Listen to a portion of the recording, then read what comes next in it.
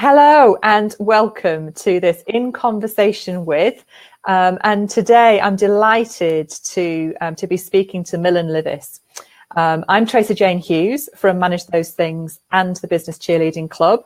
And I'm creating this series of interviews for business owners just to gather some tips.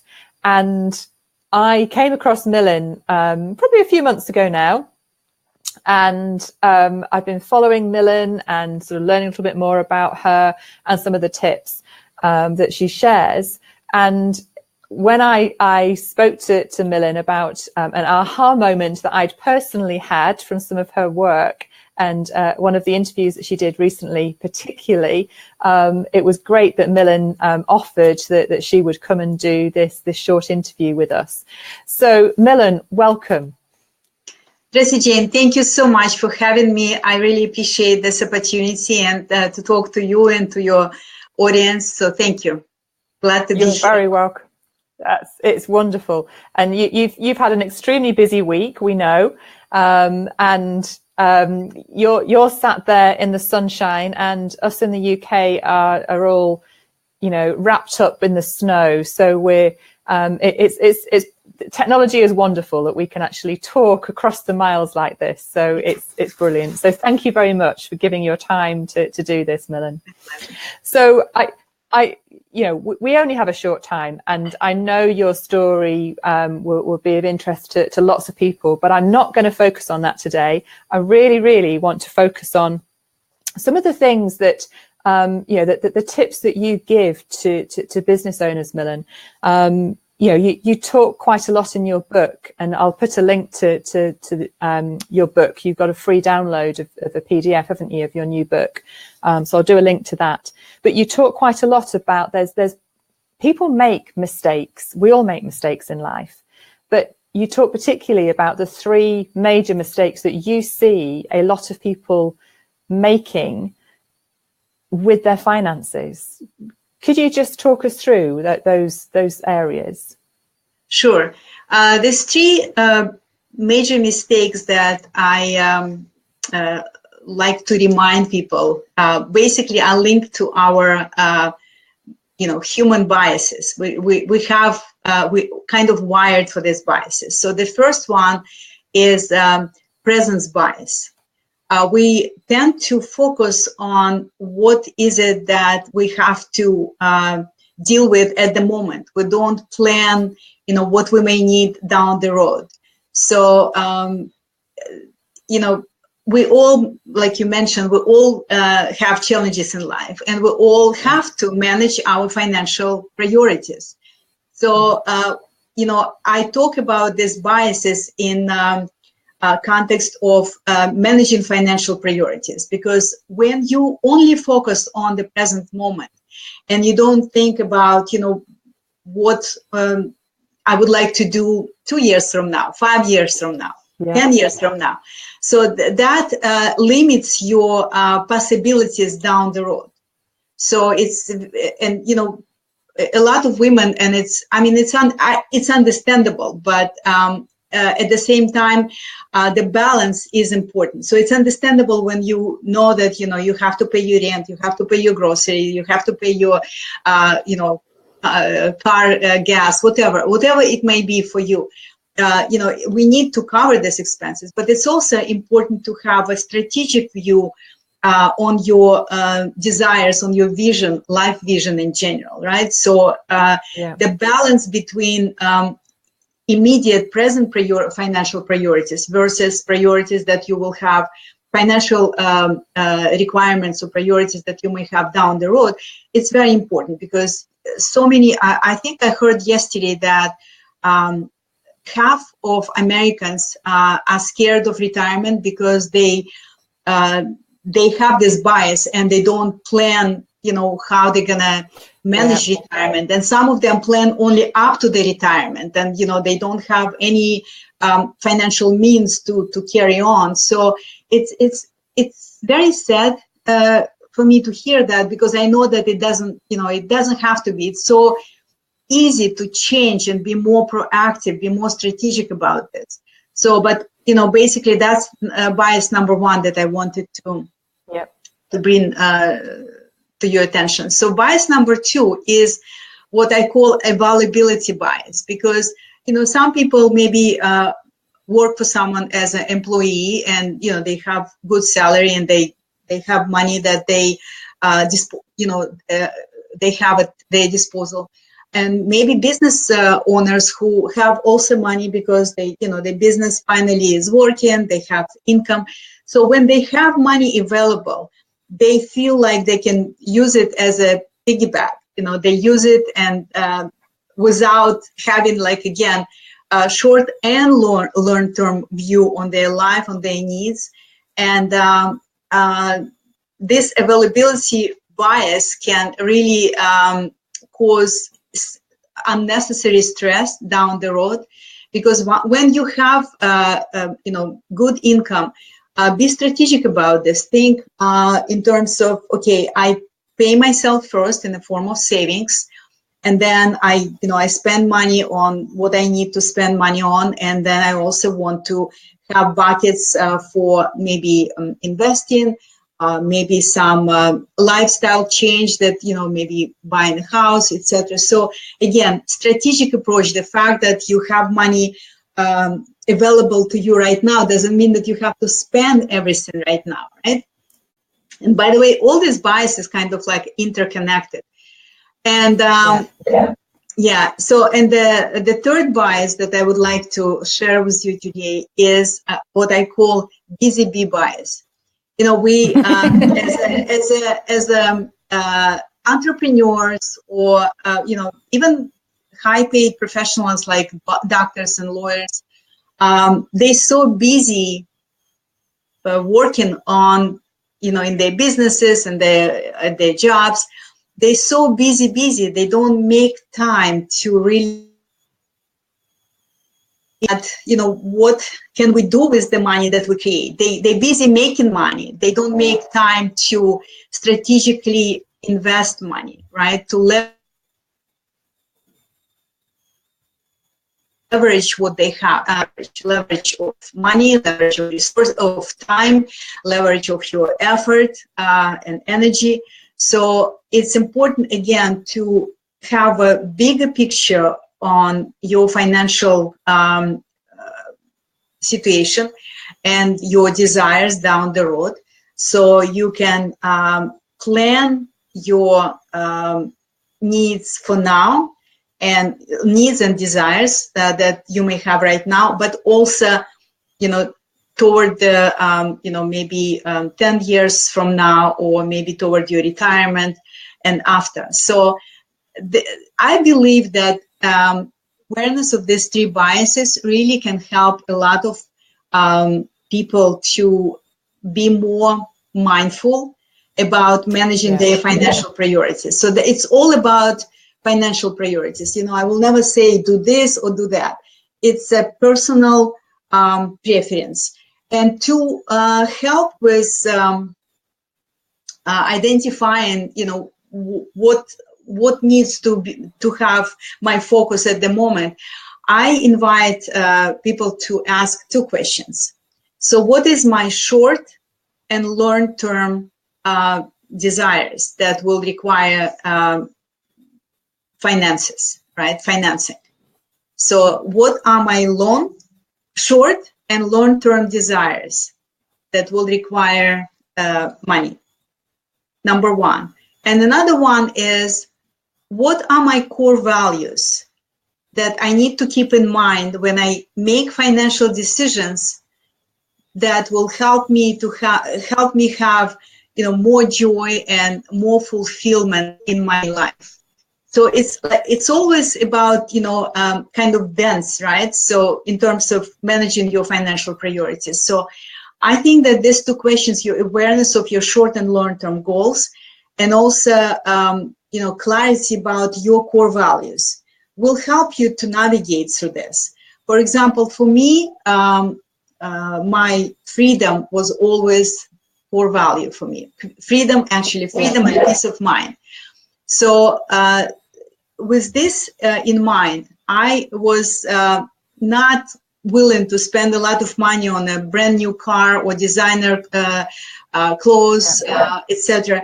Because for me, it's not what leads to freedom. For me, freedom is ability to choose, what I do, where I live, how much or how little I work.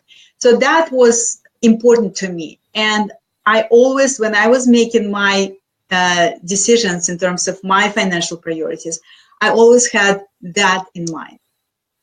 Yeah. And I really love your book, Millen, in terms of how you're very, very clear about sort of structuring things and being honest with yourself and taking responsibility for all your actions. And I think a lot of, business owners do take responsibility for their actions, but they also think about their business as a separate entity from their personal life. And quite often that's not the case. One affects the other. If you're not making money in your business, you're not bringing the income into the home. So it has a knock-on effect in your home life. So, both things, are important. But I think sometimes people think about or don't think about the impact that their business decision is going to have on their personal family life. Have you come across that? Yeah, everything is interconnected, obviously. And when you build in your business, it's your baby, right? You want to give it all. You want to give all the money you have, pour in this business. You want to, give all the time you have. Sometimes 24 hours is not enough, right? We all know that. What I'm trying to say is that it's very important to manage risk. Like, in any investment and, when you grow wealth, when you build your business, risk is involved. We all know that. And yet not many people really make time or make a mental point that, I need to manage my risk. Frankly, I came across quite a few entrepreneurial women who gave, all the money that they have, they invested in their business to the point that it was moment when they didn't have money for groceries or paying the rent. So, and that's unfortunately not very uncommon. So, and I keep saying that, we all want to be successful. We all want to have maybe successful businesses and, living our purpose, etc. But at the same time, there is nothing wrong with taking maybe bridge job while you're building your business. You don't want to jump into hot water and without, any plan B, so to speak, right? So sometimes this desire to achieve right now, achieve tomorrow, pushes entrepreneurial women into a very strenuous financially situation. And, it adds stress, it adds, maybe health issues, because stress usually leads to health issues. And my point is that it's not necessary, because yes, I took a leap of faith in my life when I left Wall Street, when I started my business. But with this being said, I had savings. I took risk, but it was calculated risk, right? If I got to the point that, I don't think how I'm going to pay my rent next week, or how I'm going to buy grocery for my family, I will absolutely go and look for a job. I have no problem with this. I feel that it's honorable to be responsible for, for supporting yourself and your family. It's, it's honorable thing to do. I was highly educated, but I started my life in the United States working as a florist assistant. And, I was very grateful, because it was my opportunity to support myself and my family financially. So there is nothing wrong with this. And again, I keep saying, you need to learn how to manage your risk. You need to be, to face your financial challenges, with a straight face, so to speak, not hide from this, not pretend that, maybe something will happen. I mean, hope is good, but it's not a strategy. We all know that. So That's what I wanted to mention. Yeah, no, and I think that's brilliant, Millen. And you know, the work I've seen, you know, of you, you know, webinars that you've done, and the book that I've read. What comes across to me is the way that you draw everything in together. You know, it's life, it's business, it's spiritual, it's energy. You know, you're a yoga teacher. You know, you bring all these aspects in to help people to manage their money better, and you know, help them with financial freedom. That's what you call it, isn't it? Financial freedom, whatever that means for them. Yes, and you know, I refer to this as a financial freedom or financial independence. But let me just mention, because you touched on something that it's very important to me. I only teach what worked for me. Right, I teach I teach women how to achieve financial independence, how to be financially empowered, because I've done it myself.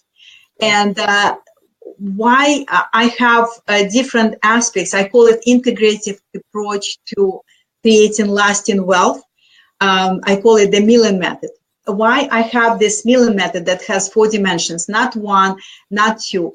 Because that's what worked for me. Because I was approached by some women who were saying, can you help us to learn how to invest in the stock market? The answer is yes. Can you help us how to learn how to invest in the real estate market? The answer is yes.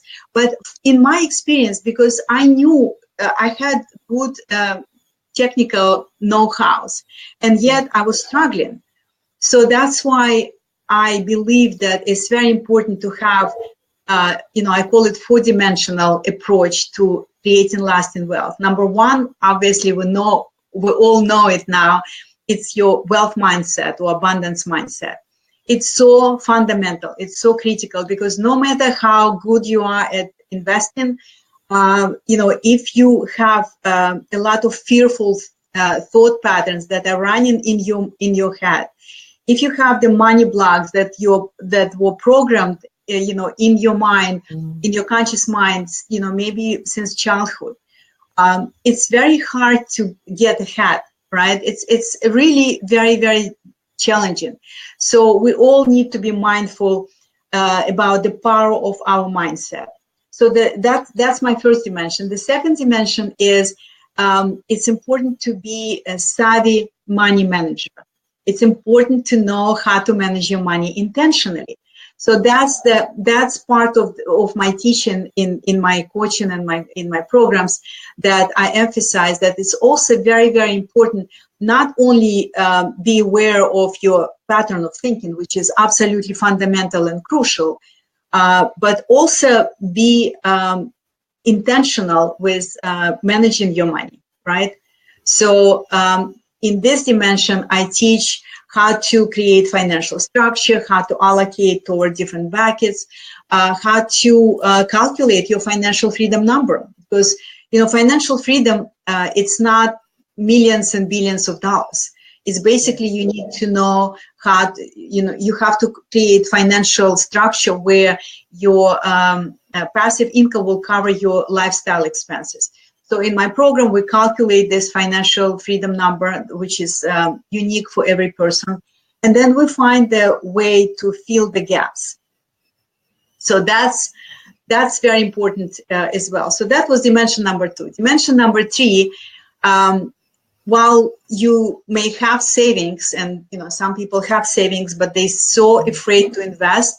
But investing, or you know, leveraging your money, right? Leveraging your time, leveraging your efforts is a tool to grow your wealth through investing.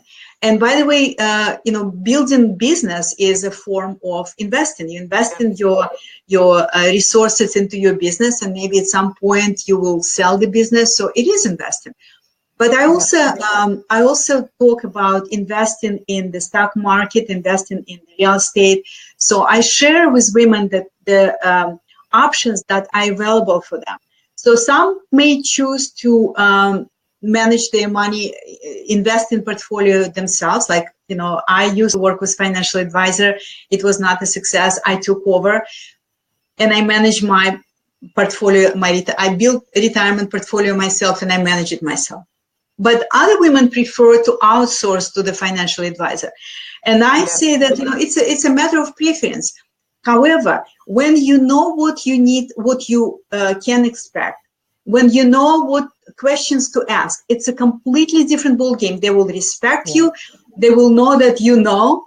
They will not sell you something that, you know, maybe they get highly compensated for, but it's not a good vehicle, financial vehicle for you. So I'm all for empowering women with knowledge and with tools and with options. So whether they will do it themselves or they will work with someone else, it's their choice, but they will be informed consumers. And I know that I have my financial advisor, because certain things I cannot buy myself. I cannot just go directly and buy it. I have to buy through investment advisor. But when I talk to him, I tell him what I need, why I need. So when we have discussion, he knows that I know what I'm talking about. I know what questions to ask. So it helps tremendously for me to know that, you know, he will not sell me something that I don't need, because I know, and he knows that I know. Yes. Right? So that's my third dimension. And the fourth dimension that I always incorporate in my books, in my coaching, in my programs, is spiritual dimension, because we need to be aware of the fact that we have this divine power within us, and we can connect to this divine power and you know, ask for support, ask for guidance. And it was a moment in my life when, you know, things were just falling apart. I felt like I was in a free fall. And when all my labels were stripped off, you know, Wall Street executive wife, because I left my husband, I left my job, etc. And I was creating something that was important to me. But you know what? Things don't happen overnight, as you know.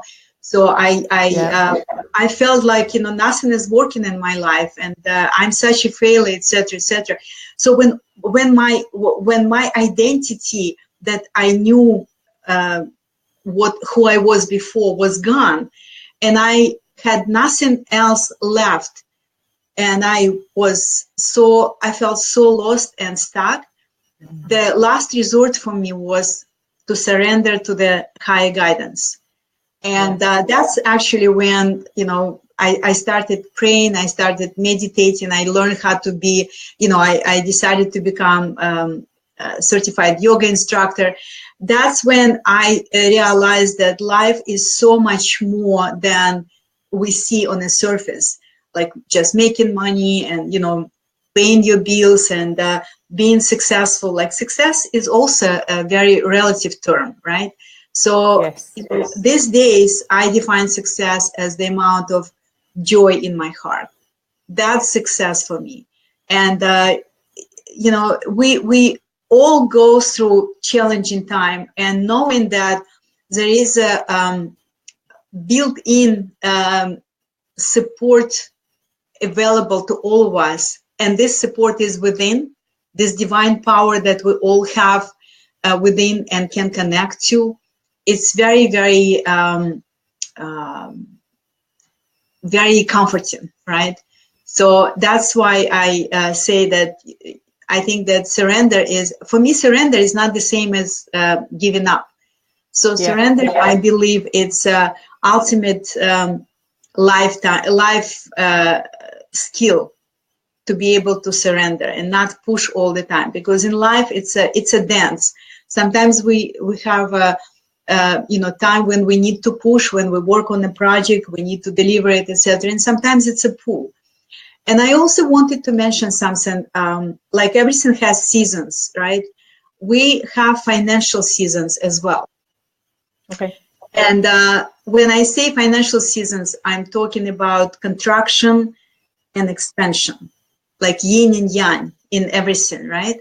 And when we going through financial contraction season, when we need to be quite vigilant with our expenses. We need to be very mindful how we plan our money and maybe cut some expenses, etc. So, nothing wrong with that. It's just a season. Don't think that that would be your life, for the rest of your life, that would be how you would be for the rest of your life. At the same time, you will get to the season of expansion when you will be able to invest what you saved and your money will grow, when your business will grow. So always have this in mind that if you're going through, contraction season, it will change too, right? Just like everything in life, nothing is permanent. So I just wanted to share this little message of hope with your audience, so they will, if life seems like challenging at the moment, just see it as a season that will change. That's really helpful, Millen. And I think there's also the analogy of you have to sow to be able to reap. That's a seasonal thing. So if you're not putting something away, you call them little jars in your book. If you're not putting something away, and it doesn't have to be an awful lot, but £10 a week or £10 a month, over a year, if you've saved that, you've got £120 that you can spend on Christmas, for example. It doesn't have to be a lot. You know what? I came across some women who maybe took other courses, and they told me that they were told to save 10% of their current income, monthly and annual. And because they couldn't save 10%, they just give up altogether. And my point is, it's nice to save 10% or 20% or 30%. Of course, it's nice. But you know what? It's all about establishing financial discipline, establishing financial habit, and just start. Start where you are. Like you said, even if it's a small amount, just develop this habit. Know that, money is not, doesn't exist somewhere else. Money exists in your house, and money is part of the energy that you have inside you. It's not a foreign energy for you. It's something that you already have, right? So I think it's also very important to remember that having money should be your new normal. It's not something that someone else has and you will never have or able to have access to. It's here, it's available, it's part of your energy right now. And as I remember your question, and my answer to your question that you said was so helpful to you, is that when you have desire, this desire created on an energetic level right away, right? It exists already. When you desire something, it exists. At the same time, when you're afraid of something, you create it at the same moment as well. That's why sometimes we experience our worst fears, right? Why? Why? Because what you focus on expands. So both of these realities exist in an energy form. But what you focus on will actually manifest, because we manifest with our attention, with our intention and attention. So if you give your focus to something that you don't want, you bet you will experience that. Because that's how we manifest this. And I'm sure that you can relate to this. I can certainly relate to this. And, probably a lot of women who will be watching us can relate to this. So be aware of what you put your focus on. Yes. And I think that's so helpful, particularly for business women, that, that they're focusing on, often they're focusing on, the massive goal rather than taking it in steps. And that's not just the money part of it. It's, it's a lot of the structure of the business. And I see that a lot with the, the clients that I have. It's almost like they're trying to do too much too soon, and, take those small steps will get you there. But it's that focusing on, those next steps that's really important. Yeah, and it's coming back to the biases that we started this conversation with. We may feel that I'm trying to get my thought that I just lost. What I wanted to say was important. So some people, like I shared the example, some people feel that if they cannot make it big, if they cannot save big, if they cannot invest big right now, then, why bother? I will wait until I can. And my point is that it's a balance, right? It's a balance of present financial priorities and, future financial priorities. So, if at the present, most of your income should cover your lifestyle, because maybe your business is at the beginning and, you still have to be very careful with your expenses. That's fine. But it's almost, sometimes it's almost symbolic, that, yes, I have money to save. It could be £1. It could be £5. It could be £10, right? But it's available. Just this feeling that it's available to you. Yeah. It's huge, because it's ultimately, it all comes down to what energetic vibration you have right now, what kind of thought patterns you have, because our thought patterns lead to our choices, and our thought patterns triggered by our beliefs, right? So what we believe is usually reflected in our thoughts, and what we think about affects what we choose, and then our choices lead to actions, and our actions reflected in our experiences. That's why I always say that whatever beliefs maybe hidden beliefs you have inside, they are outpictured in your life.